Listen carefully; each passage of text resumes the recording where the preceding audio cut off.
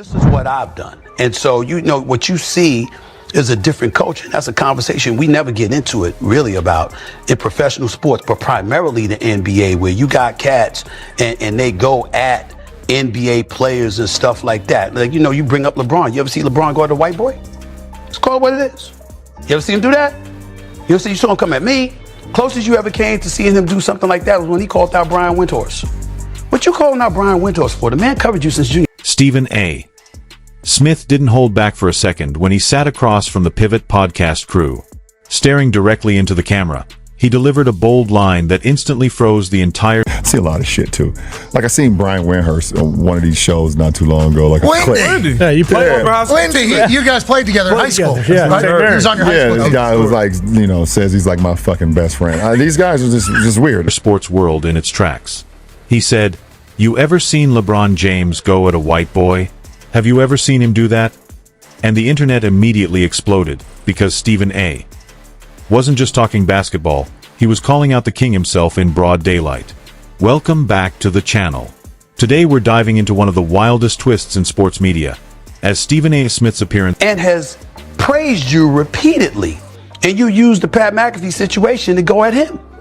You understand? And that's the only time you ever seen LeBron James, you know, really go at somebody white. I'm going to call it what it is. You know, so we understand each other. You know, I understand a lot more. on the Pivot podcast led him to accuse LeBron of something very specific and unexpectedly bold.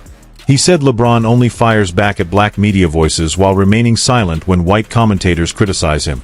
And the striking part is, he isn't wrong. LeBron does show that pattern. But the moment flips the script. While Stephen A. is calling out the king, he inadvertently exposes himself, because he engages in the exact same behavior without realizing it. This situation highlights deeper issues of power, race, ego, and selective outrage in sports media. Breaking it down, Stephen A.'s critique on the Pivot podcast was clear and direct. He claimed LeBron has no problem confronting black media members like himself, Shannon Sharpe, Brian Windhorst, and others. But when it comes to white commentators, especially those who have made far harsher statements, LeBron stays silent. Stephen A. pointed to one prominent example, Chael Sonnen. For context, Sonnen is a former UFC fighter turned ESPN personality who has repeatedly made serious accusations about LeBron using performance-enhancing substances.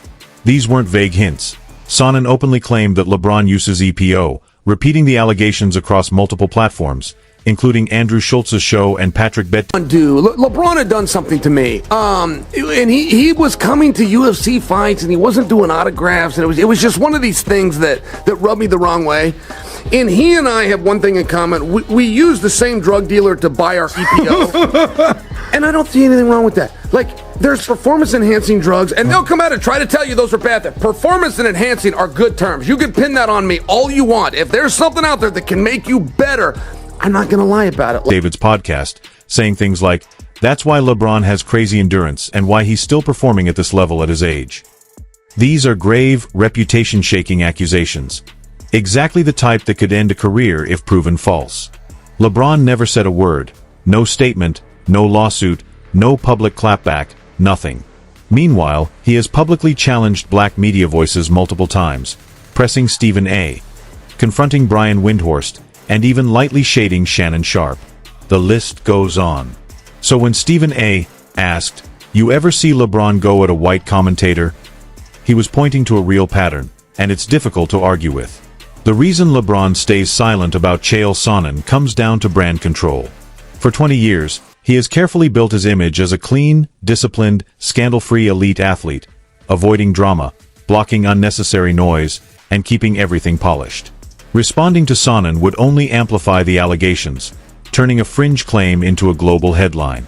Staying silent keeps the narrative in LeBron's hands and sends a clear message. I don't respond to people beneath my level. It's a power move, strategic, calculated, and effective. If he clapped back, he would be elevating a rumor most fans don't even know exists and pushing it into mainstream conversation. But there's a downside. Silence can look like guilt. In today's chaotic media and same, all of them, they're all the same. These two guys, they're the same people, bro. That's why they don't get along. They have like clashing personalities. They're the same. The two environment. People fill in the blanks before the truth even lands, and conspiracy talk spreads quickly. So while LeBron's silence makes sense strategically, it also reinforces Stephen A.'s point. LeBron chooses his battles with precision, and to some observers, that appears as fear or selective outrage. The twist? Stephen A. does the exact same thing. Stephen A. Smith is absolutely right about LeBron's pattern, but the irony is that he mirrors the same behavior himself. Stephen A.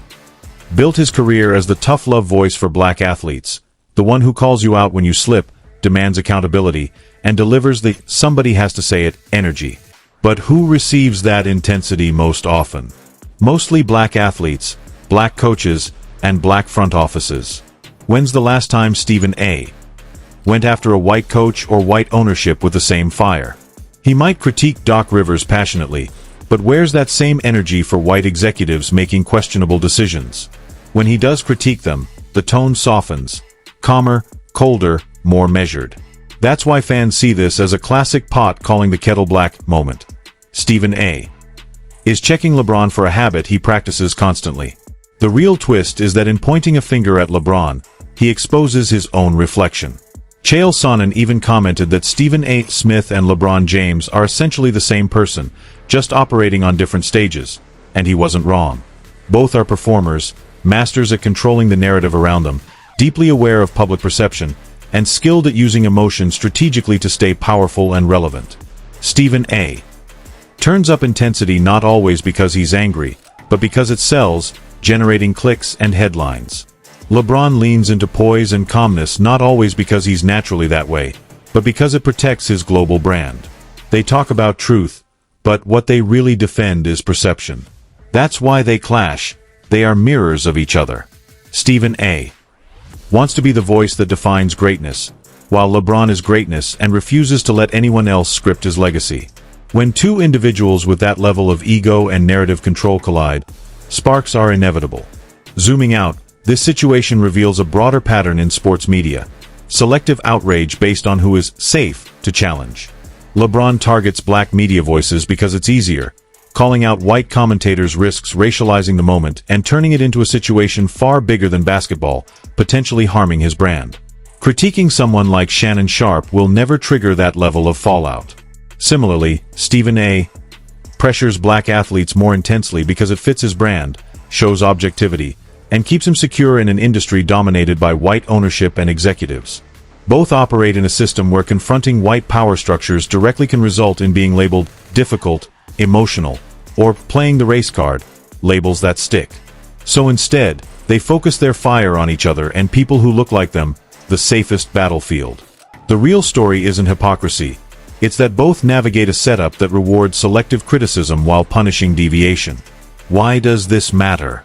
Because conflict is currency. This story isn't exploding due to accountability or integrity. It's blowing up because beef sells. In modern media, every feud becomes premium content, every accusation becomes algorithm fuel, and every time Stephen A. fires a shot or LeBron stays silent, it produces millions of views, countless headlines, and endless debate. Both know exactly what they're doing. Stephen A. understands that poking LeBron sparks engagement, while LeBron knows silence makes him more mysterious, more marketable, and more talked about. Meanwhile, fans consume the clips, debate the takes, and repost the drama, keeping the cycle spinning. Who's really winning? Not the fans. We get spectacle, noise, and two master performers feeding a system built for views. Finally, there's the If the world understood what LeBron did, like other basketball players will hear what LeBron does and go, well, yeah, but that doesn't matter, right? It's like a baseball player and you're hitting a stick out of the way. It doesn't matter. It's like, no. If you knew what these performance enhancers did, then you would know why it does matter. What do you think he's there's doing? only one. We have the same drug guy, if you will. I know exactly what he's doing. But there's only one golfer. Please tell. There's only one golfer. I'm not going to. But there's only one golfer that follows the big three. And the big three is EPO, growth hormone, testosterone. That's the Lance Armstrong diet. There's one golfer. EPO matters. It's the reason LeBron takes it. It matters.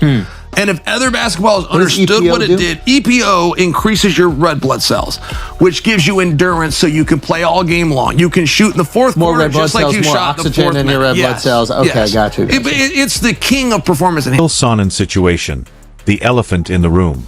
His accusations are not minor. They are heavy, direct, and explosive. Sonnen didn't just imply that LeBron looks unusually strong. He explicitly claimed LeBron uses EPO, growth hormone, and testosterone, the so-called Lance Armstrong stack. Those are extremely serious claims, career-ending if true and outright defamation if false. So why hasn't LeBron addressed them? There are only two plausible explanations. Either he doesn't care because he knows the accusations are completely false and responding would only amplify them, or he stays silent because there's something in the conversation he doesn't want dragged into the spotlight. I'm not saying Chael Sonnen is right, but LeBron's silence does feel unusual, especially from someone who protects his image so meticulously. Earlier this year, Jeff Teague made a small joke suggesting LeBron might be on something, and LeBron's camp had it retracted almost instantly. Meanwhile, Sonnen has been repeating detailed, serious accusations for years across multiple platforms, and LeBron hasn't responded once. That inconsistency is what keeps the discussion alive, not because people suddenly believe Sonnen, but because LeBron's reaction pattern doesn't align with expectations. The bigger picture here involves how black figures in sports and media navigate systems still largely controlled by white ownership and executives. In those environments, black media voices often hold each other to stricter standards to appear objective, avoid accusations of bias, and escape being labeled as people who play the race card. That's why Stephen A. goes harder on black athletes than anyone else, and that's why LeBron stays silent when white commentators criticize him. Stepping into that territory could ignite a firestorm far larger than basketball. Both are navigating a system where challenging white power structures too directly carries heavy consequences. The sad reality is that the real fights rarely happen, and true accountability rarely shows up. Instead, we see black figures publicly criticizing each other while the system shaping these dynamics remains untouched. Two mirrors clashing, that's what this situation truly is. To be clear, Stephen A. isn't lying about LeBron. LeBron does choose who he confronts based on risk, race, and the potential impact on his brand. But Stephen A. operates in the same way, applying intense pressure on black athletes while rarely attacking white coaches or executives with the same fire. This isn't about hypocrisy, it's about two people behaving identically while pointing fingers at each other and ignoring their own patterns. The bigger story isn't even about LeBron or Stephen A. It's about the system they operate within, a system that rewards selective outrage, turns conflict into clicks, transforms controversy into currency, and pushes black voices to critique each other instead of addressing the structures behind it all. Until that system is challenged, nothing changes. We'll continue to get more feuds, more performances, and more dramatic back and forths that attract attention but solve nothing. If you've read this far, it shows you want to understand what's happening behind the scenes of these media moments, not just the surface-level drama. That's exactly what we break down every week. So if you haven't subscribed yet, now's the perfect time. Hit the subscribe button, turn on notifications, and stay locked in so you never miss what's coming next. And join the conversation in the comments. Is Stephen A. right about LeBron? Are they both playing the same game? And why do you think LeBron still hasn't responded to Chael Sonnen? Let's talk about it below.